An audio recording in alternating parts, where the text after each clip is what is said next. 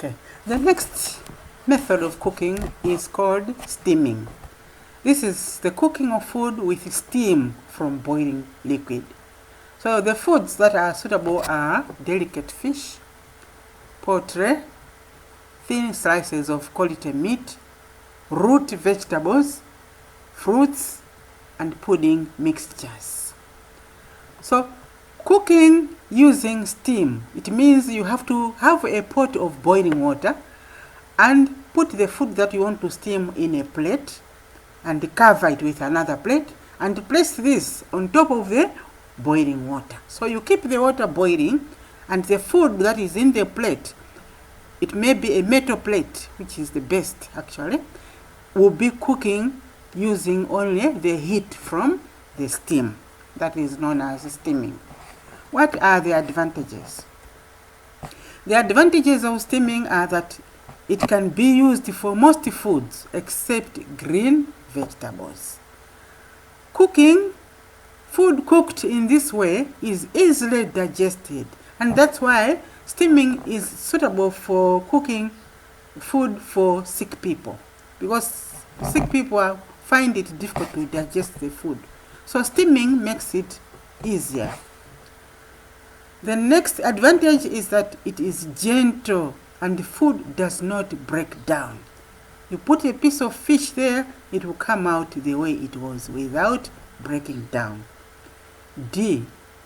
The fourth advantage is that more than one type of food can be cooked at one time. So you can put different types of food in the plate and they all be cooking at the same time. That's steaming. Disadvantages are there. The first one is that it is a very slow method of cooking, because for you to have a piece of fish cooked, it takes a long time. That's the only disadvantage.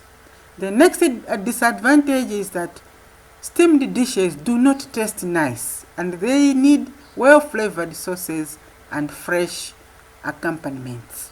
So if you have steamed food, if you just save it like that, the person who is eating will not taste that it is nice at all. That's why you have to make some additions to make it flavorful. Now there are some points to remember.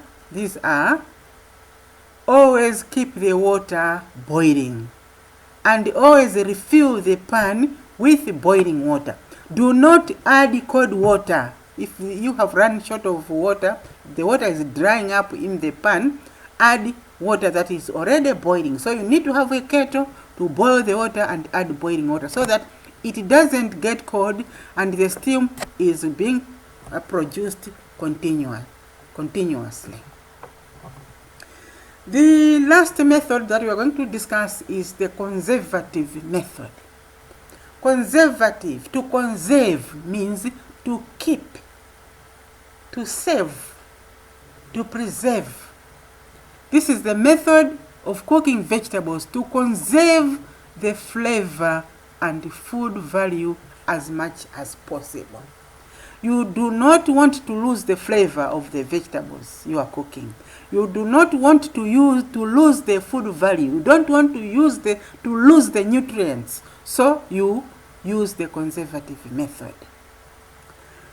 The main vitamins found in vegetables are the vitamin B and the C groups. I mean the vitamin B and C. There are a lot of vitamin B in the group of vitamin B. There are so many. You have vitamin B1, vitamin B2, vitamin B, and so on up to 12.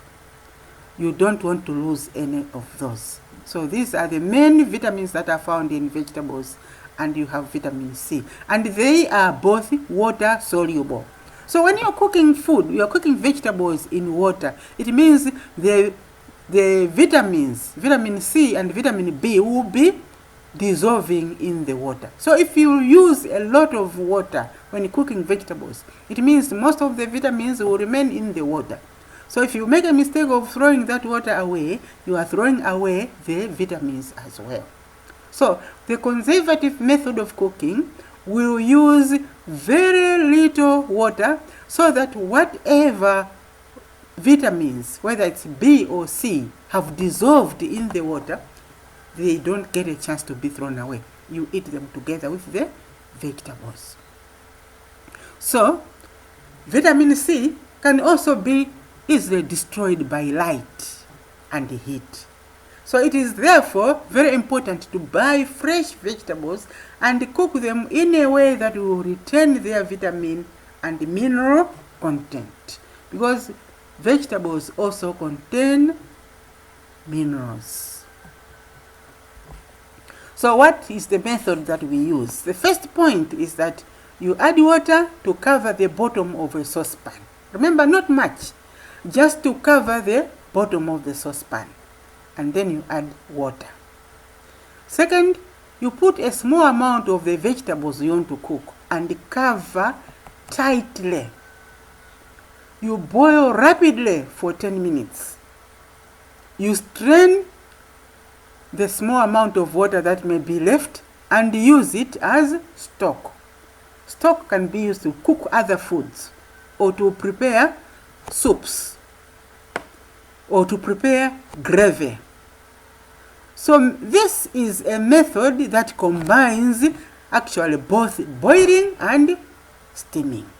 That is the conservative method of cooking, and it's suitable for vegetables. Why? Because we want to conserve the vitamins and the minerals that are water soluble.